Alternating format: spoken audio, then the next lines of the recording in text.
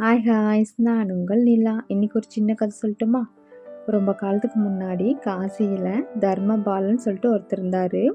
அவர் பார்த்திங்கன்னா அவர் பேருக்கு ஏற்ற மாதிரி நிறைய நற்குணங்களும் கொண்டிருந்தார். தர்மபாலனுக்கும் ஒரு மகன் இருந்தார். அவர் குருகுலத்தில் படிச்சுட்டு இருந்தார். அந்த காலத்துலலாம் பார்த்திங்கன்னா குருகுலத்தில் தான் நம்ம போய் படிக்கணும். அதே மாதிரி குருகுலங்கிறது பக்கத்தில் இருக்காது, ரொம்ப தொலைவில் தான் இருக்கும்.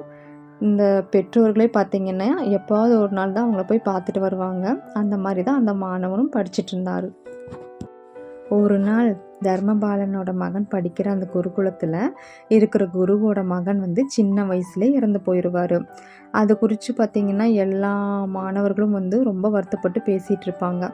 அப்போ தர்மபாலனோட மகன் சொன்னாராம், எங்கள் குலத்தில் யாருமே சின்ன வயசில் இறக்கவே மாட்டாங்க அப்படின்னு சொன்னானாம். இந்த விஷயம் குருவோட காதுக்கு எட்டுச்சு. அவர் பையனை கூப்பிட்டு விசாரித்தார்.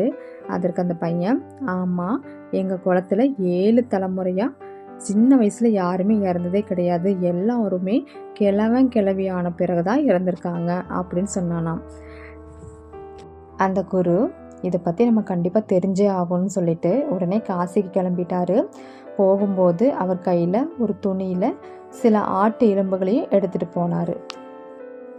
எப்படியோ தர்மபாலன் இருக்கிற இடத்த கண்டுபிடிச்சிட்டாரு. அவர் வீட்டுக்கும் போனார். போய் கொஞ்ச நேரம் மரியாதையுடன் பேசிகிட்டு இருந்தார். உடனே அது என்னமோ தெரியலைங்க, திடீர்னு உங்கள் பையன் இறந்துட்டான், அதை சொல்லலாம் தான் நான் வந்தேன் அப்படின்னு சொன்னார். இது கேட்டு தர்மபாலன் ரொம்ப அழுவார், ரொம்ப சத்தம் போடுவார் அப்படின்னு சொல்லி நினச்சாரு. ஆனால் தர்மபாலன் எதுவுமே சொல்லலை.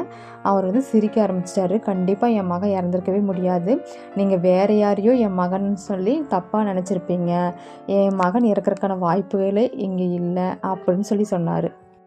உங்களுக்கு எதுக்கு இந்த சந்தேகம், இந்த எலும்புகளை பாருங்கள் அப்படின்னு சொல்லிட்டு தான் கொண்டு வந்திருந்த ஆட்டுக்குட்டியோட எலும்புகளெல்லாம் காட்டினார் அந்த குரு. இது நிச்சயமாக என் மகனுடைய எலும்புகள் அல்ல, ஏன்னா நிச்சயமாக என் மகன் இறந்துருக்கவே முடியாது, எங்கள் குளத்தில் 7 தலைமுறைகளாக யாருமே இளம் வயதில் இறந்ததே கிடையாது, இறக்கவும் மாட்டாங்க அப்படின்னு சொல்லி உறுதியாக சொன்னார். அதற்கு அந்த குரு சொன்னார், நான் ஒரு உண்மையை உங்கள்கிட்ட தெரிஞ்சுக்கிறதுக்காக தான் நான் இந்த இடத்துக்கே வந்தேன் அப்படின்னாரு. உங்கள் மகன் ரொம்ப சௌக்கியமாக தான் இருக்கிறான், கவலைப்படாதீங்க. ஆனால் உங்கள் மகனும் இப்படி தான் சொன்னான், உங்கள் குலத்தில் 7 தலைமுறையாக யாருமே இளவயதில் இறக்கவே இல்லைன்னு சொல்லி சொன்னான். அது எப்படின்னு எனக்கு தெரியல, ரொம்ப ஆச்சரியமாக இருந்தது, அதை தெரிஞ்சுக்கிறதுக்காக தான் நான் இங்கே வந்தேன் அப்படின்னு அந்த குரு சொன்னார். அதற்கு தர்மபாலன் சொன்னாராம், இதில் ஆச்சரியப்படுறதுக்கு ஒன்றுமே இல்லை, நாங்கள் தர்மத்தை கடைபிடிக்கிறோம், பொய் சொல்ல மாட்டோம், நல்லவர்களோட சேர்க்கையை விரும்புவோம், துஷ்டர்களோட சேர்க்கையை வெறுக்கிறோம், யாருக்காவது தானம் கொடுத்தா இனிமையாக பேசி கொடுக்குறோம், அந்தணர்கள், ஏழைகள், பிச்சைக்காரர்கள் யார் வந்தாலும் நாங்கள் மனம் அன்னம் அளிக்கிறோம். ஆக இந்த தர்மந்தான் எங்களை காப்பாற்றுது, அதனால தான் இளம் வயதில் எங்கள் குலத்தில் யாருமே இறக்கறதில்ல அப்படி சொன்னார். இதைத்தான் சொல்லியிருப்பாங்களோ, தர்மம் தலைக்காக்கும் சொல்லிட்டு.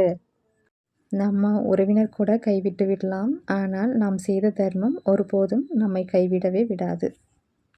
வாழ்க்கை வாழ்வதற்கே வாழ்ந்து காட்டுவோம். தேங்க்ஸ் ஃபார் வாட்சிங்.